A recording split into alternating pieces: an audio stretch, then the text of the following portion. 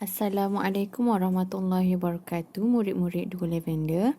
InsyaAllah kita akan teruskan sesi PDPR pada pagi ini bersama Ustazah Syida dalam mata pelajaran Pendidikan Islam bidang ibadah di bawah tajuk Diriku Bersih.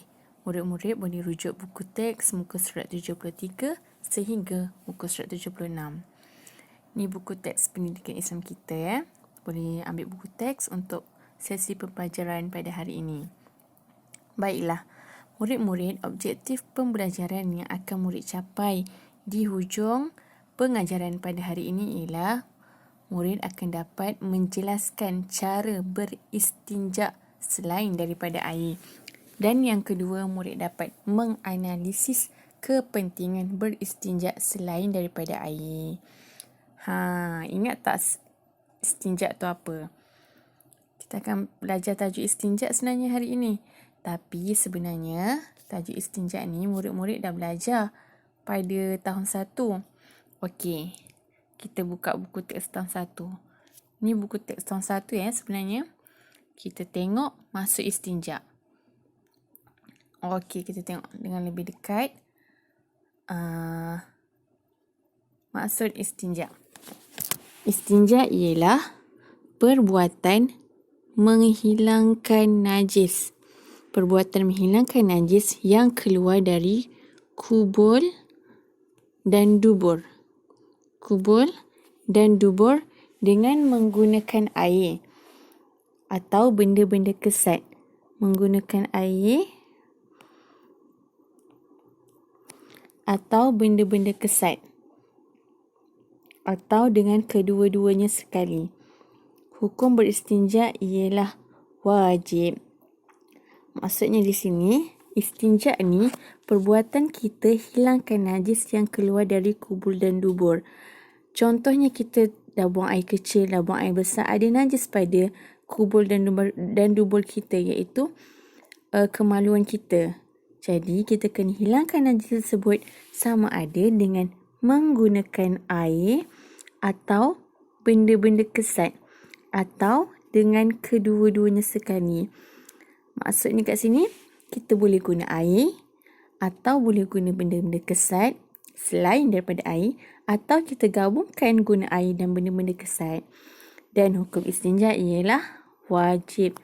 Kenapa wajib? Kerana sebagai orang Islam, Islam sangat mementingkan umatnya berada dalam keadaan bersih, terutama ketika ingin melakukan ibadah. Okey, kita baca dialog di bawah. Murid bertanya kepada Ustazah. Ustazah, saya mahu buang air besar. Bagaimanakah saya mahu beristinja? Maksudnya, bagaimanakah saya mahu menghilangkan najis? Di kawasan ini, tiada air. Tengok, nak istinja tapi tiada air. Macam mana nak hilangkan najis tu? Ustazah menjawab, Ahmad, istinja bukan sahaja menggunakan air. Kita juga boleh menggunakan benda-benda kesat seperti batu dan tisu. Okey, macam mana nak istinja guna batu dan tisu? Nak tahu tak? Kalau nak tahu, kita tengok ke muka surat yang seterusnya, iaitu di dalam buku teks Pendidikan Islam tahun 2 muka surat 73. Dalam dialog ni dibagi tahu sebenarnya ada cara lain. Ada cara lain untuk beristinja selain daripada air, iaitu kita buka muka surat 74 dengan menggunakan bahan-bahan kesat. Okey, kita tengok pada rajah di bawah. Alat-alat untuk beristinja. Yang pertama, menggunakan air mutlak. Air mutlak tu air yang suci. Air laut, air embun dan air-air yang lainlah yang kita dah pernah belajar. Dan yang kedua, menggunakan benda-benda kesat. Benda-benda kesat ni apa? Inilah dia. Kulit kayu, surat khabar, kain, tisu, daun-daun kering dan batu. Keenam-enam, bahan-bahan kesat ni boleh digunakan untuk beristinja, untuk menghilangkan najis pada kubul dan dubur kita. Dan sebenarnya ada info di tepi ni mengatakan bahawa istinja menggunakan air adalah lebih afdal. Lebih afdal itu bermaksud lebih digalakkan, lebih baik. Maksudnya kalau ada air, kita guna air. Kalau tak ada air, baru kita guna benda-benda kesat yang ada. Okey, baiklah. Pergi ke muka surat seterusnya. Muka surat 75. Okey.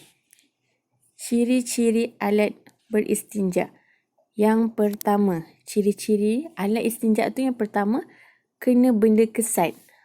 Contohnya seperti batu, kertas. Yang kedua, bukan benda dimuliakan. Contohnya makanan.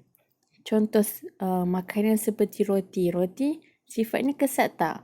Boleh jadi kesat, boleh jadi menghilangkan najis, tapi makanan ialah benda yang dimuliakan, jadi tak boleh jadi alat istinja. Dan yang ketiga, bersih dan suci. Maksudnya bukan benda kotor seperti najis dan darah. Contohnya kalau kita nak istinja gunakan tisu, tapi pada tisu tu ada kotoran, ada darah. Tak bolehlah kita nak guna tisu tu untuk beristinja sebab darah itu adalah najis. Darah tu adalah benda yang kotor. Dan yang keempat, ciri-ciri alat istinja boleh menghilangkan najis, iaitu bukan benda yang licin seperti plastik. Plastik kan licin, macam mana kita nak hilangkan najis? Kalau licin, dia tak melekat, najis tu tak boleh nak dibuang dengan baik. Okey, seterusnya kita pergi kepada syarat-syarat beristinja selain daripada air. Di sini, yang pertama, najis tu tidak boleh beralih dari tempat asal. Dan yang kedua, najis masih belum kering. Maksudnya bila dah buang air tu, bila buang air kecil, buang air besar, bila kita dah tahu tak ada air, kita kena cepat-cepat cari bahan istinja selain daripada air supaya najis tu tidak kering. Okey, seterusnya muka surat sebelahnya, muka surat 76, iaitu perkara ataupun cara-cara beristinja selain daripada air. Inilah yang Ustazah nak kamu fahamkan betul-betul. Macam mana kalau tak ada air kita nak istinja? Macam mana nak guna bahan-bahan kesat tadi? Yang kita dah tahu sifatnya kesat, bukan makanan ataupun benda yang boleh dimuliakan. Macam mana kita nak guna? Bahan tu yang pertama, mudah je. Sapu, kubur dan dubur dengan benda kesat. Kata kuncinya ialah sapu. Sapu. Kita kena sapu. Memang kena sapu dengan benda kesat tadi. Yang kedua, sapu tu kena buat 3 kali. Dah sapu, dah tahu nak sapu, kena ada 3 kali. Dan yang ketiga, kita menggunakan benda kesat yang baru. Kita guna benda kesat yang baru. Maksudnya nampak tak ni? Dalam gambar ni, dia bagi contoh ada gambar anak patung ni, digunakan batu. Ada 1, 2, 3. Digunakan 3 batu sebab dia nak sapu 3 kali. Yang setiap sapuan tu, kena guna benda yang baru. Dan lepas satu, dah tak boleh guna yang ni pula. Dan yang ni. Macam tu. Senang je, 3 langkah je. Yang pertama, kena sapu. Pastikan sapu tu buat 3 kali. Dan setiap sapuan tu kena guna benda kesat yang baru. Okay, settle. Seterusnya, kita nak tahu kepentingan beristinja selain daripada air. Kenapa kita kena beristinja juga walaupun tak ada air? Sebab kita tahu bahan-bahan kesat tadi mudah didapati. Maksudnya kalau tak ada air, senang je nak dapat tisu, surat khabar, kain dan lain-lain lah benda yang kesat tadi. Dan sebagai pilihan selain daripada air, nak katanya Islam tu mementingkan kebersihan dan kesucian. Kita boleh beristinja, boleh hilangkan najis tu walaupun air tiada. Okey. Itu sahaja info pada hari ini untuk tajuk beristinja ataupun diriku bersih. Jadi, kalau murid-murid dah faham, bolehlah kita pergi kepada buku aktiviti. Ambil buku aktiviti, buka muka surat 73. Arahannya ialah suaikan. Kamu nampak di sebelah kanan ada gambar alat-alat untuk beristinja. Yang 6 tu. 1, 2, 3, 4, 5, 6. Yang pertama dia bagi batu. Batu dah ada jawapan. Kamu suaikan gambar dengan perkataannya. Okey, yang kedua ni gambar apa? Saya bacakanlah. Di sebelah kiri ni tulisannya daun kering. Mana daun kering? Gariskan dengan pembaris. Yang ni dah ada jawapan. Yang ketiga tisu. Mana tisu? Gariskan. Yang keempat kulit kayu. Mana gambar kulit kayu? Gariskan jawapan, suaikan. Dan seterusnya kain. Mana gambar kain? Suaikan. Dan terakhir ialah surat khabar. Okey murid, gariskan jawapan yang betul dengan gambar yang diberi.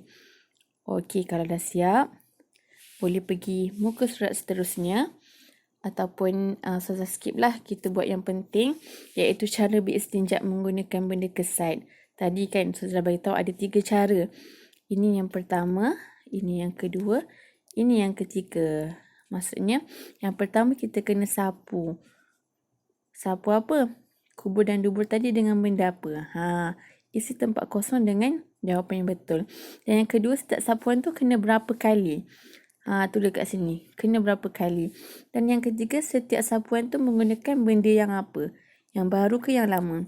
Murid-murid, kalau tak ingat, boleh tengok balik nota kita pada buku teks tadi. Selak balik buku teks. Yang ni, nota yang ni. Murid tengok. Jadi, murid isikan jawapan pada buku aktiviti ini dengan